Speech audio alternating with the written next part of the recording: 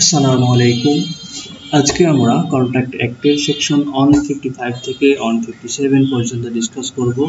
এখানে effect of mixture of goods of bailor with the bailee নিয়ে আলোচনা করা হয়েছে। যদি বেইলি তার নিজের গুডসের সাথে, নিজের পণ্যের সাথে বেলর প্রপার্টি মিক্সড করে ফেলে, তাহলে ইফেক্ট কী হবে এগুলো এখানে ক্লিয়ার করা হয়েছে। As per section 155, যদি বেইলি বেলরের কনসেন্টে বেলরের গুড তার নিজের গুডসের সাথে মিক্সচার করে ফেলে, তাহলে এর জন্য তাকে কোনো ক্ষতিপূরণ দিতে হবে না এবং তারা উভয়ে তাদের ইন্টারেস্টের আনুপাতিক হারে এটার এন্টাইটেল হবে, অর্থাৎ যার যতটুকু শেয়ার ছিল সেই অনুযায়ী সেপারেট করে নেবে পরে।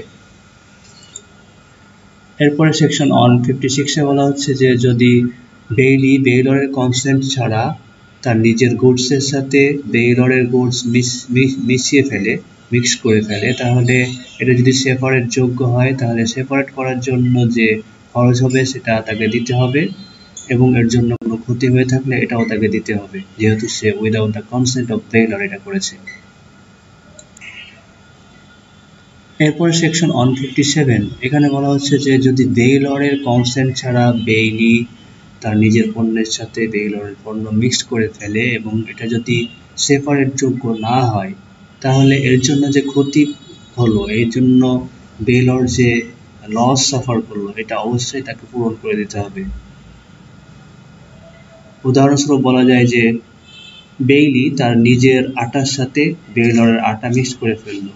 বেইলির আটার মূল্য ছিল 25 টাকা কেজি আর বেইলরের আটার মূল্য ছিল 100 টাকা কেজি। এখন দুইটা মিক্স করে ফেলার ফলে অবশ্যই বেইলর ক্ষতিগ্রস্ত হয়েছে, এর জন্য বেইলিকে ক্ষতিপূরণ দিবে। Okay, thank you for watching. Please don't forget to subscribe. Thank you.